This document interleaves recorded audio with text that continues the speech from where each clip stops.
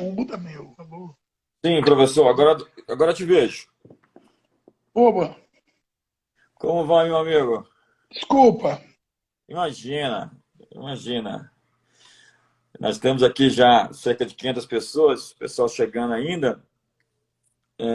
Paulo Zanotto, então, possui graduação em Biologia pela Universidade de São Paulo, mestrado em Molecular Virologia pela Universidade da Flórida e doutorado em Virologia pela Universidade de Oxford. Atualmente é professor doutor da Universidade de São Paulo, tem experiência na área de microbiologia, com ênfase em virologia, atuando principalmente nos seguintes temas: evolução de flavavírus, baculovírus, filogenia viral, filogenia molecular. Então, doutor, seja bem-vindo. Muito obrigado por atender meu convite e poder estar aqui conosco. Obrigado você, JB. Estamos numa verdadeira guerra, todos nós, estamos juntando todos os homens de bem da sociedade a fim de a gente passar de fase e passar de página e se ver do outro lado. Doutor, precisa ser bem objetivo, então. Qual a diferença desse Covid-19 para os outros vírus, como a influenza, o SARS-1, o SARS-2, o uso da palavra ciência, nesse momento, está sendo usado de maneira muito irresponsável. Uma outra pergunta, para deixar assim no seu radar. Você disse que o Mandetta está errado e afirmou de que ele estava avisado de que estava errado. O ministro Mandetta fez uma gestão política e não técnica? Olha, é uma pena, porque, de fato, ele foi informado de que o tratamento tinha que ser precoce. Daqui a pouco eu explico o vírus, mas respondendo de trás para frente aí, para ficar mais fácil. Ele foi informado que o tratamento tinha que ser precoce e ele insistiu em tratar pessoas que já estão graves, o que a gente sabe. Não é por causa desse vírus, a gente sabe de que qualquer infecção aguda nas pessoas tem que ser tratada logo de cara. A gente não pode esperar muito, porque isso pode agravar e ter. Isso viram síndromes extremamente complicadas, gerais, e que podem comprometer o organismo humano. Então, a ideia dele de entrar com terapia no paciente grave é mais ou menos, eu não diria uma irresponsabilidade. A gente imagina que o indivíduo, na verdade, não tivesse formação. Mas, como ele foi informado, então eu acho que cai por terra a questão da ignorância. Então, ele foi avisado, e ele poderia ter consultado pessoas, ele poderia ter tido, digamos assim, um pouco mais, talvez, de humildade, de saber que a ideia dele estava equivocada. Isso leva a gente a crer que talvez a ideia dele não era equivocada por ignorância. Isso é Agora fica para ele explicar, não para nós, mas numa outra dimensão aí da existência dele. Vai ter que explicar para as próximas gerações, né? Porque as pessoas hoje estão aí achando que ele era um salvador da pátria. Eu vi tanta gente protestando pela saída. Você vê que a coisa estava tão histérica que eu coloquei um banner no Instagram brincando, né? Falando, tem um banner, um meme do presidente dizendo: Mandetta, fique em casa, né? Era uma Eu ouvi. brincadeira. Você vê o nível de aborrecimento que as pessoas tiveram por causa desse meme. Alguém disse: isso é um desrespeito com todas as pessoas que morreram, as famílias que perderam pessoas. Ele virou uma espécie de oráculo, de messias. Algumas pessoas disseram agora que ele é até candidato para presidente. Mas eu não quero politizar nossa discussão muito aqui hoje. Eu sei que eu vi alguns trabalhos seus, eu lhe ouvi antes de poder conversar com você. Parabéns aí por toda a seu posicionamento, né? Eu vi você falando um pouquinho sobre a diferença desse vírus com H1N1, o SARS, e eu quero reformular a pergunta dizendo: hoje saiu um ganhador do Prêmio Nobel dizendo que o vírus foi fabricado em um laboratório. Você acha que isso é possível? Pois é, foi o Luc Montagnier, né, uma pessoa que eu tenho uma profunda admiração, porque quando eu estava começando a minha carreira como estudante para ser virologista, o Montagnier fez uma grande contribuição para a humanidade, porque ele e a Barré Sanoussi basicamente ela fez o trabalho. O Luke era o chefe da equipe, mas a Barré Sanusi foi a pessoa que fez o primeiro isolamento do HIV-1, e com isso uma coisa tenebrosa que estava acontecendo na época pôde ser entendida, e daí surgiram sistemas diagnósticos, eventualmente até terapias, né? Então eles são pessoas que fizeram uma contribuição enorme para a saúde humana. E o Luke é uma pessoa que eu tenho uma admiração enorme. Eu vi a Barré Sanusi no encontro na Holanda, eu vi uma apresentação dela, fiquei muito assim emocionado de estar ouvindo ela falar. Naquela época, em 85, eu acho que eu ouvi ela falar. E foi mais ou menos na época que eles, de fato, elucidaram, pouco depois de eles terem isolado o HIV. E ele é uma pessoa que tem uma profunda admiração, e eu respeito demais o que ele está dizendo. Existe aí, sim, uma investigação muito difícil acontecendo hoje em dia no mundo, porque, de fato, aconteceu alguma coisa muito sinistra. Eu não digo... É difícil dizer que houve intenção por parte da China de liberar uma arma biológica, porque um dos princípios fundamentais da guerra biológica é que você não vai liberar uma arma biológica sem a sua parte estar imunizada. Não faz sentido você atirar com uma pistola que atira para os dois lados, em você e no inimigo. Então, a arma biológica ela só pode ser entendida como tal quando ela vai ser usada ou num contexto onde o inimigo está isolado de você, seria, por exemplo, você jogar arma biológica num outro país ou diretamente em cima de algum espaço que esteja confinado com o inimigo. Então, essa realidade do que aconteceu na China é incompatível com a guerra biológica no sentido canônico. Mas, de fato, dizer que pode ter havido algum problema do vírus ter, por exemplo, saído de algum laboratório de pesquisa, ainda mais em Wuhan, que tem uma grande unidade, isso é difícil a gente dizer que sim ou não nesse momento. Aconteceu com o SARS-1, que você estava falando, situações onde o vírus algumas vezes escapou de laboratórios na China e causou problemas. A gente sabe isso. E como a China tem um sistema totalitário, onde o ser humano lá vale tanto quanto um chinelo, um rodo, qualquer objeto, a vida dentro daquela forma de pensamento ela é irrelevante. As pessoas têm muito medo. Então você imagina que as pessoas que trabalham, os subalternos, eles teriam um medo enorme de acusar qualquer problema. Você vê que a maior parte das pessoas na China, que no começo desse ano denunciaram a situação, ou desapareceram, ou foram forçadas a ser internadas em lugares onde elas morreram por infecção, né? Então, eu escrevi um artigo, uma entrevista feita pelo Paulo Briguet, naquele Brasil Sem Medo, que a gente começou a discutir basicamente o aspecto da doença em si. E, de repente, isso aí eu estou me sentindo como se fosse, na verdade, um cristão do primeiro século agora, porque todos tiveram que fugir para as catacumbas, né, para poder sobreviver àquela enorme... Está acontecendo a mesma coisa agora. No momento que eu virei e falei assim, olha, o problema é que o que está acontecendo hoje em dia é que a vida humana não tem mais valor. E quando a vida humana não tem mais valor, morrer milhares de pessoas por interesse de alguns ou de alguma ideologia é muito comum, é uma coisa normal. A gente viu isso acontecer na Revolução Francesa, né? O Robespierre falava que o novo homem vai nascer irrigado pelo sangue das guilhotinas, né? Então, como é que os jacobinos achavam que eles tinham o direito de regar um novo homem no sangue de outros homens, né?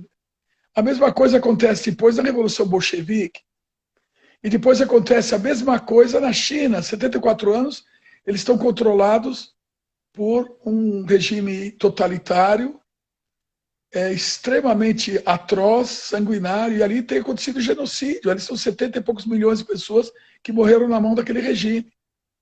E hoje em dia a gente tem milhões de pessoas na China que trabalham de forma forçada, etnias inteiras, como os uigares, por exemplo, né?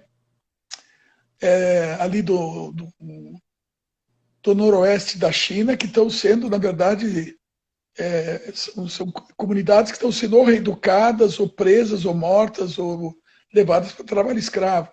Então, a gente aqui no Ocidente perdeu completamente o respeito pela vida e, para ganhar dinheiro, a gente faz essas associações terríveis com regimes que não deveriam ser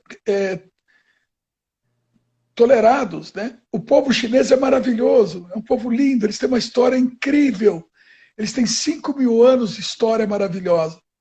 Como é que eles podem agora estar sob o jugo daquilo lá? Né? Então, eu acho que a humanidade toda, nesse momento, tem que refletir muito sobre por que nós estamos tolerando que populações inteiras sejam subjugadas.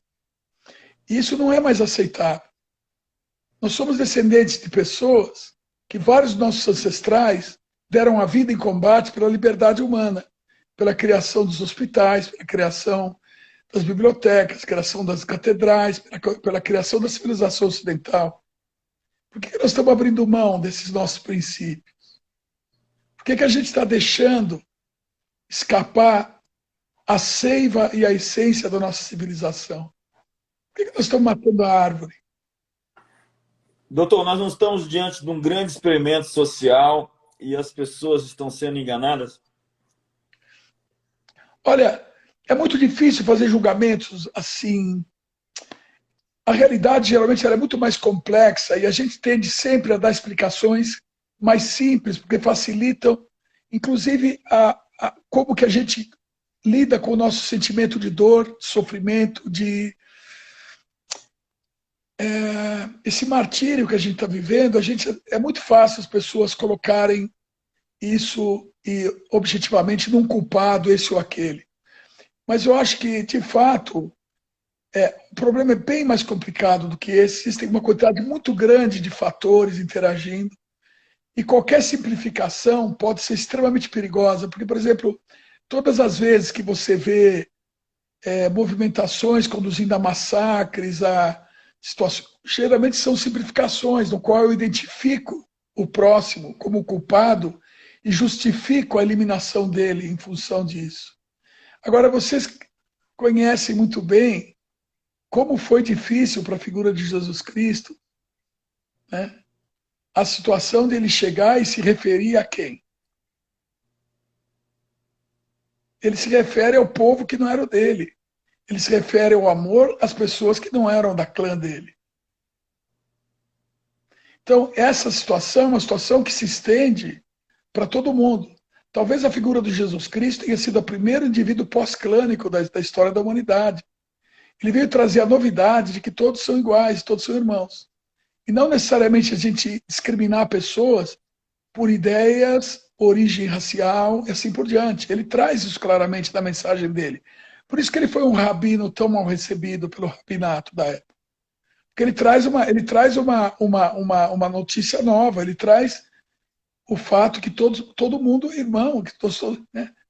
Mostrar outra face. Se você olhar o Talmud, se você olhar toda a literatura religiosa até a época dele, a vingança é um direito quase que divino. E ele vem e fala que a forma mais sublime de se lidar com isso é dar outro rosto, é dar outra face, é perdoar. Olha que novidade. Se não tivesse acontecido isso, como é que a gente conseguiria criar as universidades, os hospitais, a civilização, a ciência? Como é que a gente podia ter saído e progredido para uma civilização que está tentando elevar a humanidade para um nível superior? Não daria.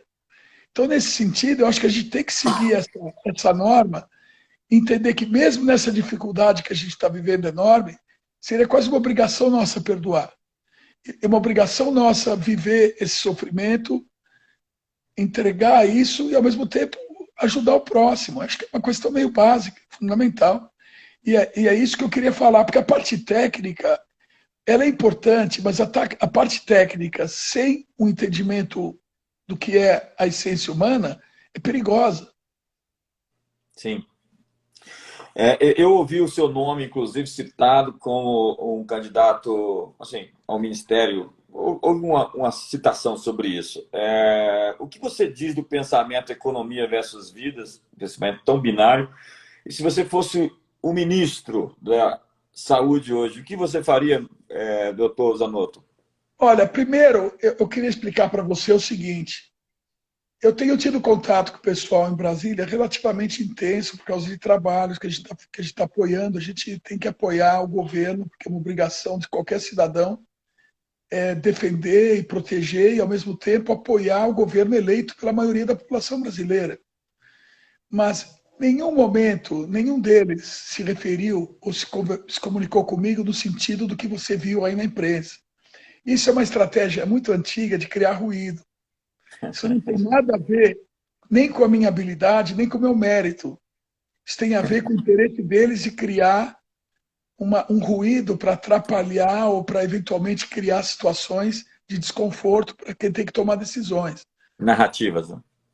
O ministro que foi escolhido é uma pessoa muito boa, era um antigo associado da presidência, era para ele ser o ministro desde o começo, era a predileção do presidente. Na verdade, aconteceram coisas durante o percalço que tiveram que haver certos ajustes e negociações com grupos políticos para que, por exemplo, alguns outros ministros importantíssimos pudessem ser apontados. Mas, infelizmente, o ministro da Saúde que estava, ele perdeu a chance de fazer um grande trabalho, fez uma situação complicadíssima de infidelidade, de desrespeito hierárquico, e criou uma situação que é inadmissível numa situação de crise, que é onde você tenta romper a cadeia de hierarquia e de disciplina. Num navio que está tendo problemas enormes, como a gente está vivendo hoje numa tempestade que nem essa, todo mundo da tripulação tem que trabalhar em uníssono. Um Isso da respeitar o corte próximo. marcial. No meio de uma guerra, é corte marcial.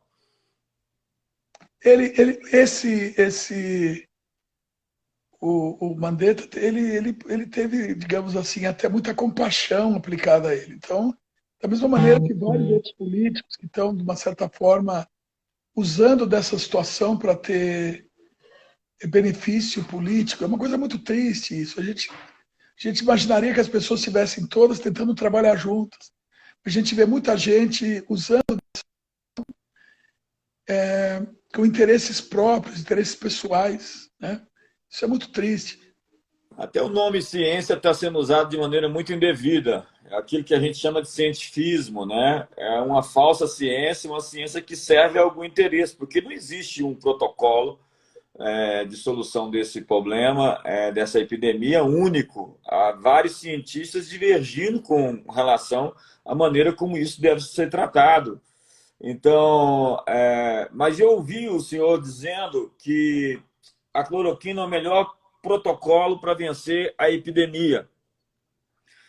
E se por que essa resistência ao medicamento? Eu vi a sua entrevista ao Brasil Sem Medo, porque alguns identificaram a medicação como o remédio do Trump ou o remédio do Bolsonaro, sendo que você se refere como o remédio da vida. Nós tivemos o caso de 2 médicos que foram tratados com o medicamento e teve uma solução, e temos o caso da Prevent Senior, que foi um sucesso. Eu não tenho atualização. Você pode me dizer qual é a nova atualização da Prevent Senior hoje, do que o protocolo cloroquina administrado do 2º ao 4º dia, ainda na infecção aguda, está provocando? Ao que me parece, a gente acabou com as internações, ou diminuiu consideravelmente, e extinguiu os óbitos, é isso? Pois é, por exemplo, primeira coisa é perceber que a vantagem da hidroxicloroquina, por exemplo, não é tanto o fato de ela ser uma droga única. Existem várias outras moléculas que a gente sabe que funcionam. Nessa semana mesmo, eu recebi uma boa notícia dos meus colegas lá na USP, porque eles acharam mais 2 moléculas, né, fazendo reposicionamento de fármacos, onde você pega fármacos que já têm uso em humanos e tenta, no laboratório, ver se eles inibem o crescimento do vírus. Acharam mais 2 essa semana. Então, tem uma quantidade grande de moléculas que têm potencial clínico. A cloroquina é uma delas.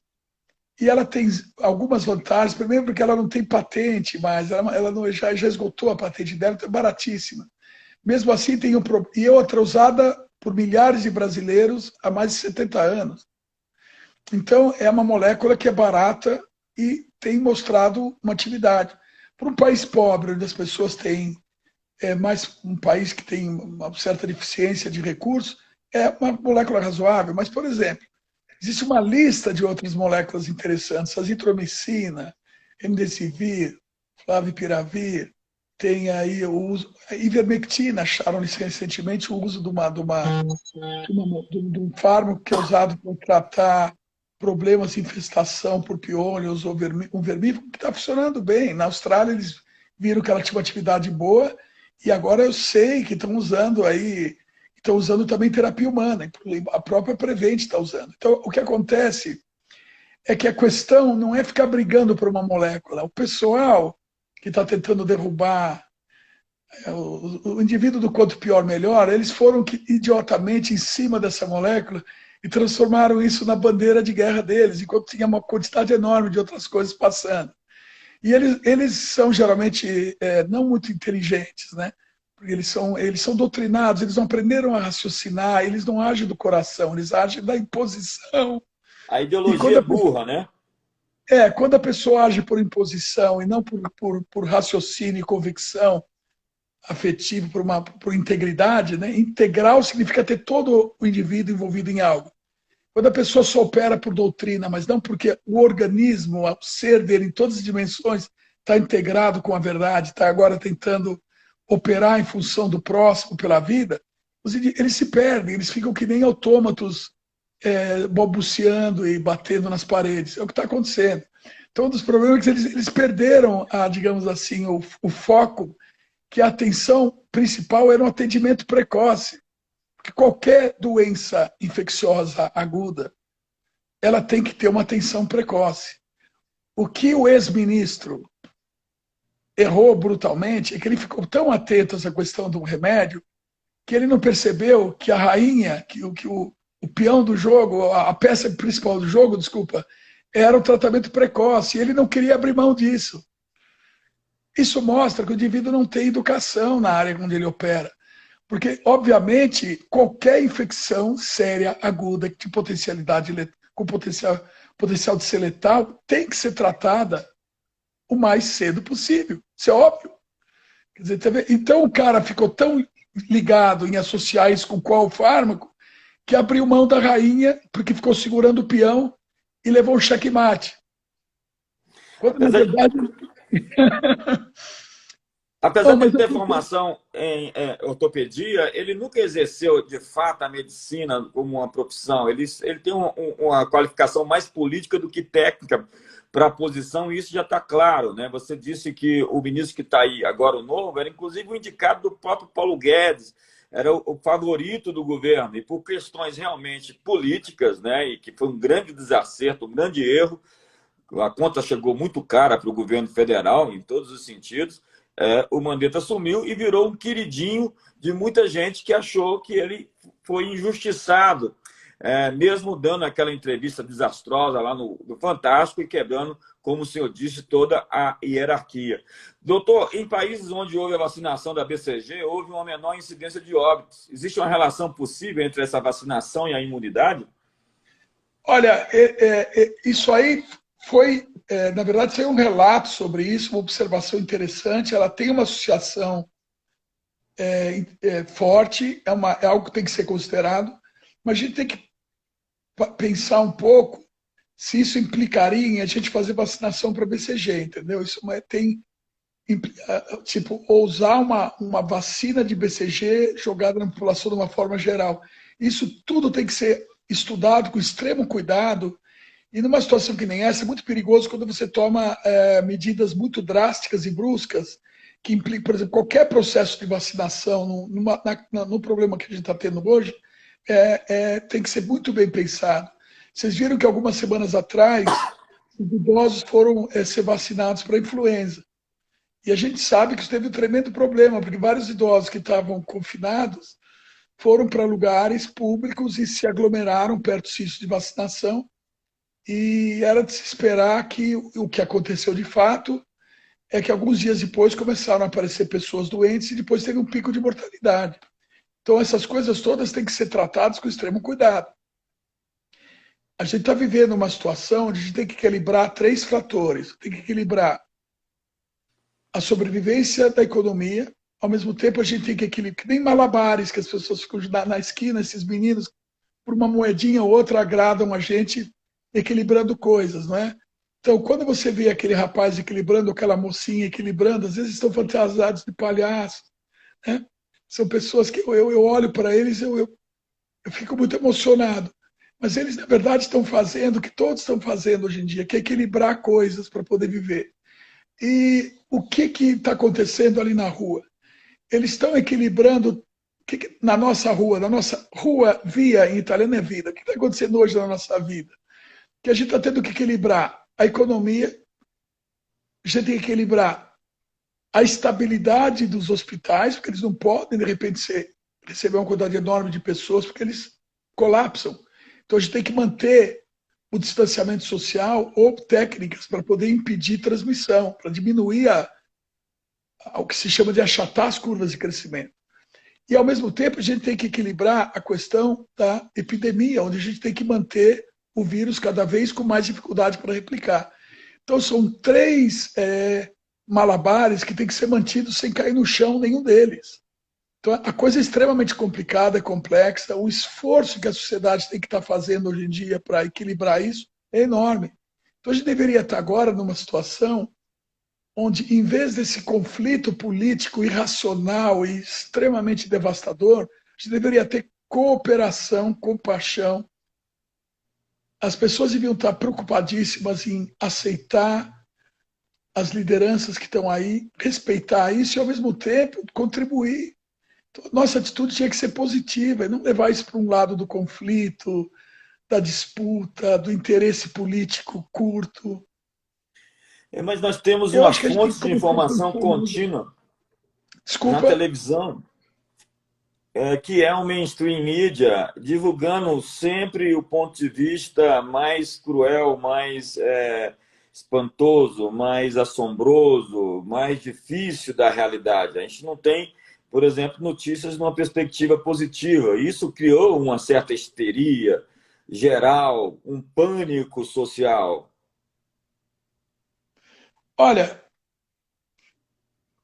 então, aí tem aquela questão muito importante, em última análise, é a questão dos valores humanos. Eu acho que, por exemplo, se a gente aceitar que a gente é uma quantidade de matéria organizada e que é só isso, é muito difícil você escapar da violência, da truculência, da falta de sentido na existência. Quando a pessoa tem algum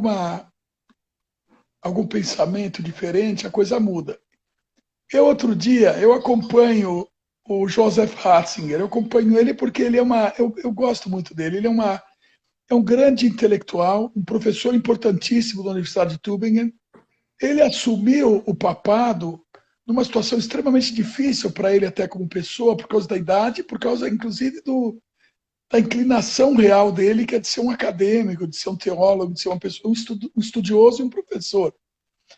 E outro dia ele falou uma coisa que me impressionou muito, que eu queria compartilhar com vocês. Ele falou uma coisa assim: quando não há princípios superiores, tudo é poder pelo poder. Uau. De uma certa forma, ele explicou muito do que está acontecendo, né? Muito.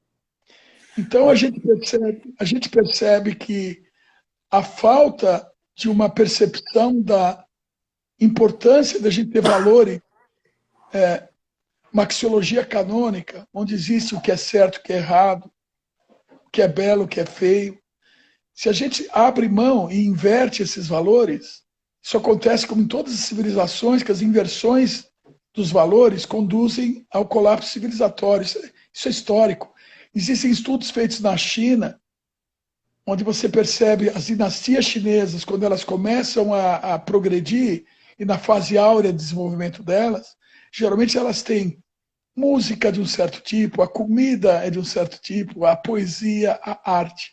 À medida que os valores vão se invertendo, elas se aproximam do colapso. Isso, na China, é histórico. E na civilização ocidental, a gente teve uma relativização enorme de valores e que é recente. Essa coisa começou exatamente com o iluminismo francês na Revolução Francesa e se desdobrou claramente depois no pensamento marxista, onde, por exemplo, houve uma completa inversão de valores em relação ao que era a civilização ocidental desde os tempos romanos, desde a época desde a época do surgimento do cristianismo. Então, o que a gente tem percebido na civilização ocidental, próxima do presente, é uma inversão completa de valores. É só você ler o Foucault, é você ler a teoria crítica do Horkheimer, é você ver o pensamento do Theodor Adorno, todos esses pensadores da escola de Frankfurt, Sartre, e você vê que a modernidade está eivada de um materialismo onde o que era considerado bom, como foi desconstruído, como foi considerado algo que tem que ser empurrado para fora para que o novo homem, banhado no sangue da guilhotina, surja, todos os nossos valores foram jogados no lixo. Então, num certo sentido, o que a gente está vendo hoje é exatamente a consequência dessa descaracterização do que é essencialmente definidor da nossa realidade judaico-cristã na nossa civilização ocidental. Isso é claro, isso é filosófico, é político. Não é só um aspecto teológico, JB, isso é um aspecto histórico, sociológico, econômico, filosófico. É grande o problema, muito grande. Eu vi a sua entrevista onde você fala da Hannah Arendt e você cita o Saul Alinsky, né? Aquela conversa dele com aquela senhora que tinha feito mal a vida toda. Mas você não acha que a gente está vivendo esse ataque, né? Você falou da escola de Frankfurt, e a gente poderia acrescentar aí uma série de outros pensadores que criaram esse ambiente de subhumanidade ou de desumanidade, né? Onde o ser humano é um fim em si mesmo, ele não tem uma visão para o lado, uma visão social, uma visão realmente de construir uma realidade baseada em axiomas, em valores, em ama o teu próximo como a ti mesmo, amai-vos como eu vos amei, que é o grande princípio que foi, a princípio, inserido na nossa sociedade há 2000 anos atrás e que foi uma coisa piegas para aquela sociedade bárbara dos romanos, dos gregos, dos escravos, das mulheres. Era uma coisa ridícula dizer para você amar um judeu, ou amar um gentio, ou amar um bárbaro, ou amar uma mulher, amar um escravo que nem alma tinha. Mas você falou sobre a questão de perdão e compaixão. Eu acredito que na perspectiva pessoal a gente tem que realmente vivenciar o perdão todo o tempo. Mas a gente não tem que combater essa regra dos radicais, né, de Saul Alinsky, essa estratégia que está sendo implementada no intuito de fazer a sua engenharia social e nos engolfar dentro de uma realidade progressista, de desconstruir todos os nossos valores, fazer o tábula rasa da sociedade para construir sua utopia? Olha, eu tenho uma visão científica disso. Tem um cientista muito interessante, chama Paul Zak, e ele descobriu uma molécula que a gente já conhecia, oxitocina. E a oxitocina é uma substância que você libera no cérebro toda vez que você tem uma relação gratificante com pessoas. Amizade. Então, se você empresta dinheiro para alguém, essa pessoa tem uma liberação de oxitocina e agora ela pode emprestar para um outro. Essas relações de colaboração e de interação humana conduzem à coisa mais fundamental da humanidade, que é chamada confiança. Quando as pessoas confiam umas nas outras, eles são capazes de construir catedrais. São capazes de construir universidades, hospitais gigantescos, enormes avanços nas societais acontecem da confiança.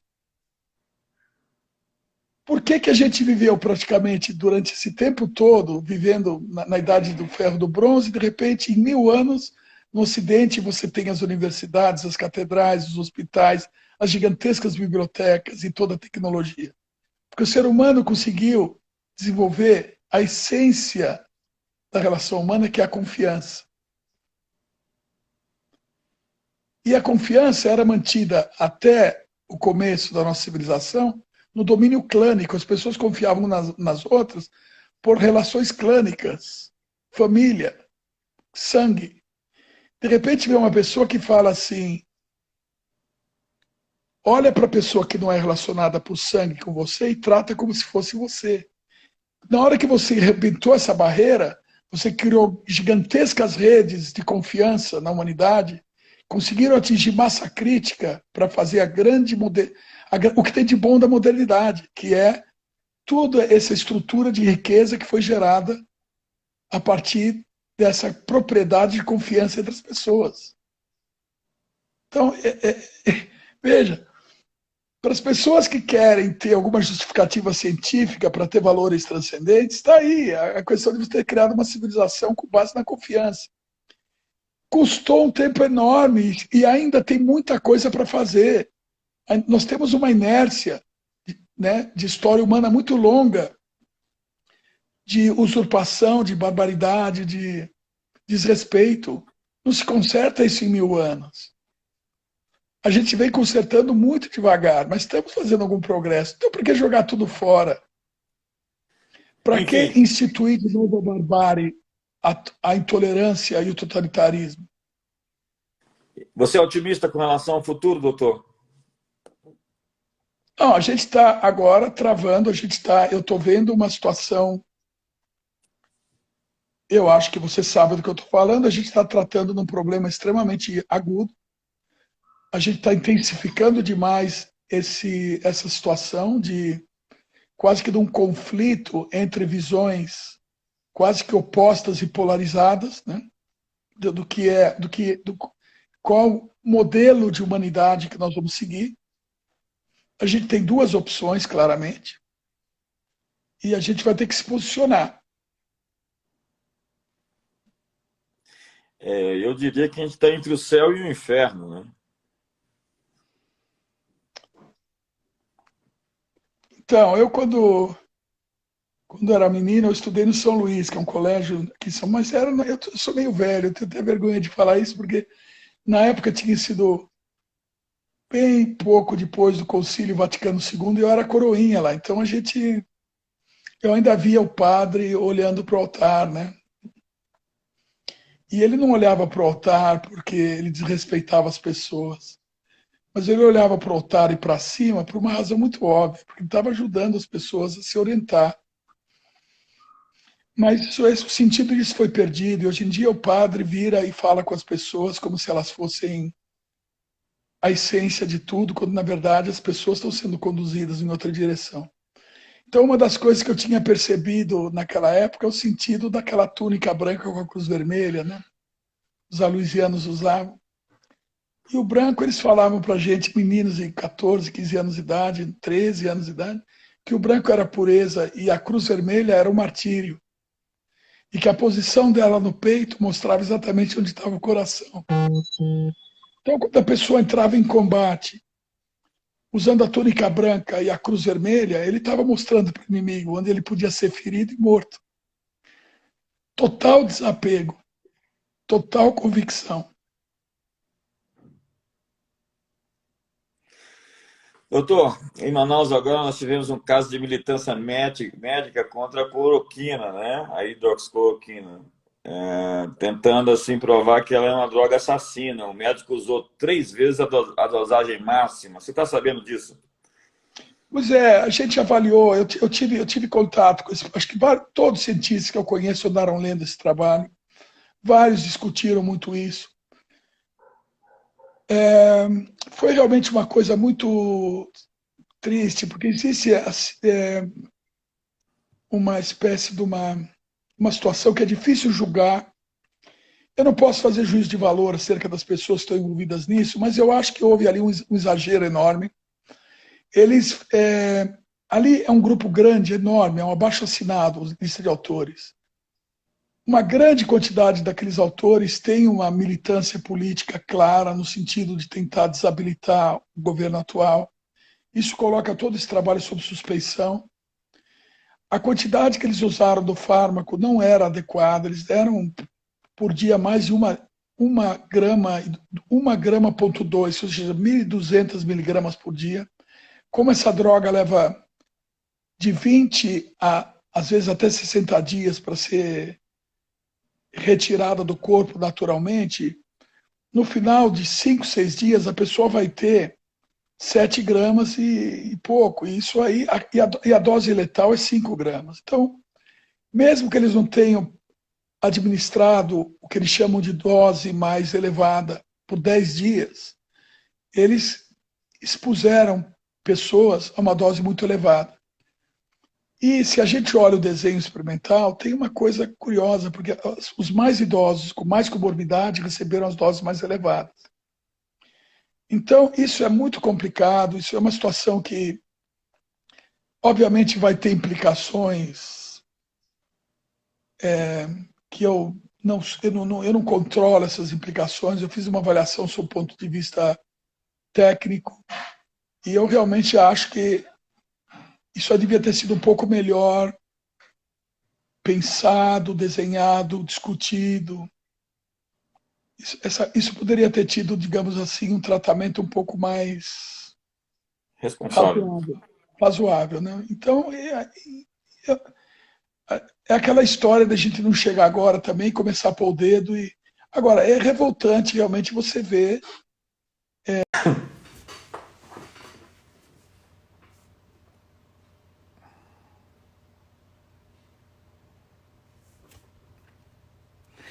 Olá, vocês voltaram? Estão aí de novo? Vocês gostaram do Dr. Zanotto? Você precisa ver a descrição que ele faz do vírus quando é atacado pela hidroxicloroquina dentro da célula. Quando as mitocôndrias, né, ainda não chegou, se apagam as luzes da célula e o vírus fica perdido. Aí de repente chega Olá, senador Magno Malta, seja bem-vindo. Sidney Borges. Nós temos aqui a audiência VIP, doutor Zanotto, o nosso. E depois vem a azitromicina impedindo com que o vírus se reproduza na célula, saindo para um ambiente. Eu estava falando aqui, descrevendo aqui a sua descrição de como que a medicação opera dentro da célula. Achei aquilo tão fantástico. O Magno Malta, ele está aqui, é? Está aí, tá te vendo agora. Olha, manda um abração para ele. Eu admiro muito esse homem. Ele é uma pessoa de uma coragem. Eu gostaria de ter uma gota só. Pede para ele mandar um pouquinho para mim. Cadê você, Magno? Manda um abraço aí para nós. Aí, eu não estou te vendo mais. Pede para ele mandar uma gotinha só. Ele tem litros disso. Pode me dar uma gotinha. Estamos sentindo sua falta no Senado nessa hora, senador. Uma pessoa. Eu acho que ele entrou e saiu. Ele não apareceu mais, eu acho que ele saiu. Tudo bem. Mas, doutor, você estava falando sobre a diferença dos dois iluminismos. Pois é, porque, por exemplo, a gente tem um iluminismo. Um dos aspectos interessantes do iluminismo saxão é que ele conduz a uma noção muito interessante da vinculação com a nossa responsabilidade com os nossos ancestrais e com a nossa prole. E ele é um iluminismo baseado numa percepção muito profunda da importância da tradição, do hábito, do David Hume, da questão da ligação que a gente tem com a nossa história ancestral. Quando a gente respeita os nossos ancestrais, é porque a gente sabe que a gente está vivo porque eles acertaram. E esses acertos têm passado de gerações e gerações, carinhosamente eles deram para nós a vida. Não só a vida, mas a capacidade de se manter vivo e resolver problemas. Já no iluminismo francês, você vê uma situação onde tem uma inversão escatológica profunda, porque a escatologia agora é o homem, é o ser superior. O homem em si é o ídolo do homem. O humanismo voltado ao homem como centro, ele é narcisista, ele conduz paradoxalmente ao materialismo no qual o próprio homem passa a ter valor. Você, na justificativa de criar um novo homem, você mata o antigo. Então, em vez de você usar... É uma loucura, é uma psicopatia. São filosofias baseadas na doença espiritual. Então, é uma coisa muito interessante perceber que um conduz ao jacobinismo, ao pensamento bolchevique, e a gente tem hoje a instanciação direta e clara e viva naquele Xi Jinping, que é uma mistura do homem da máscara de ferro com o anticristo. É um Uma candidato figura... ao anticristo, pessoal. O Xi Mas Jinping ele é o uma candidato mistura, né? mais forte ao anticristo da Bíblia. Você vê, a vida que esse homem teve, que sofrimento, né? Ele viveu como o homem da máscara de ferro grande parte da vida dele, porque o pai dele foi ostracizado pelo partido, o rapaz foi jogado em campos de treinamento, passou a vida inteira sendo literalmente, psicologicamente açoitado, vivendo uma vida miserável para chegar a ser o primeiro homem da China. 7 anos nos campos da fome do Mao Tse Tung, e tem o Mao Tse Tung como um grande ídolo, e depois que voltou reconfigurado, foi batizado, né? Isso chama síndrome de Estocolmo. Iniciado. Foi Isso chama iniciado. síndrome de Estocolmo. Isso chama síndrome de Estocolmo, quando a pessoa passa a venerar o sequestrador. É incrível, porque ele renegou o pai, porque precisava também renegar. Depois o pai foi restaurado a posição, contudo, ele teve para si como modelo referencial da vida o maior assassino do século XX, né? Porque a gente fala de Pol Pot, que dentro da perspectiva proporcional, ele matou mais gente, porque ele matou cerca de 1/3 disso da população do Camboja, no seu Khmer Vermelho. A gente está falando do Stalin, né? Fala-se de 20 milhões de pessoas, não sei ao certo. A Ucrânia fala 6 a 9 milhões no seu Holodomor, né? O seu matar de fome, né? E a gente está falando aí desses caras. O Holodomor ucraniano foi uma coisa brutal. Eu não sei quantos milhões de pessoas morreram, mas acho que foi mais do que 7 milhões. Fala-se de 6 a 9 milhões, 6 a 10 milhões de pessoas. Pois Foi é, um cerco no inverno. Eu recebi um embaixador ucraniano aqui na minha casa um dia, a gente jantou junto, conversamos. Quando a gente começa a falar disso, eles choram. Eu sei, eu imagino. É incrível a dor que ainda não está, a cicatriz que não está fechada. Quando eu estudei na Flórida, o meu supervisor, que faleceu de câncer agora esse ano, uma pessoa que foi que nem um irmão mais velho para mim. Ele é de família ucraniana, Maruniak. Eu tenho ele no coração também. E o Jim me contava as histórias de família, porque a família dele veio da Ucrânia exatamente um pouquinho, eu acho que depois da Segunda Guerra Mundial, uma coisa assim, eles conseguiram fugir. E eles tinham umas histórias muito tristes em família. Então, é muito interessante que os ucranianos que foram para os Estados Unidos, foi que nem eles chegarem na Terra Santa, porque aquilo lá, no momento que você sai daquela realidade e entra numa nação onde os direitos humanos são respeitados, onde tem toda... Ele virou um grande professor universitário. Quer dizer, então a gente vê que realmente, às vezes, essa questão da aprovação realmente pode fazer pessoas serem do bem. Em outras circunstâncias, a gente vê como no caso desse mandatário hoje da China, ele é uma pessoa que, se você vê, por exemplo, o ponto de vista dele, aquele artigo 9 que foi o documento número 9 que foi publicado, né, que tem as ideias dele acerca da visão de mundo que ele tem, são coisas que são todas repletas de ressentimento e, em última análise, de ódio pela civilização ocidental. Então, é lógico que a gente não vai poder ter uma consequência muito boa para a situação atual. É muito triste isso. A Bíblia fala, você falou de escatologia, né? Antes um pouco do David Hume, você citou ele também, disse que uma vez ele estava saindo meio apressado de casa, se arrumando na rua, e alguém disse, para onde você está indo? Ele disse, estou indo para a igreja. Mas o que você vai fazer na igreja? Vou ouvir o George Whitefield. Você não acredita em nada que ele fala? Mas ele acredita. Sabe, tem uma piada maravilhosa de rabinos. Posso contar uma piada de rabinos? Pois não, por favor. Então tem esses rabinos, sabe que o bom rabino é um cara que não para de ler, discutir, eles são pessoas que são incansáveis, né? Nessa dimensão. Então estão esses rabinos reunidos na casa de um deles à noite. E eles agora abordam a questão da existência de Deus. Você imagina o nível da discussão. A coisa vai indo, vai indo, vai indo, vai indo, vai indo, vai indo, vai indo. Chega lá por volta das 5 horas da manhã, eles chegaram à conclusão que Deus não existe. Né? Não, Deus não existe, tudo bem. Mas agora vamos para casa que está muito tarde. E aí todo mundo vai para casa. Lá pelas 8 horas da manhã, um deles vai lá na sinagoga. Quando ele entra na sinagoga, todos os outros estão rezando lá dentro. Aí ele para e fala assim, queridos, o que vocês estão fazendo aqui? A gente não tinha concluído que Deus não existe?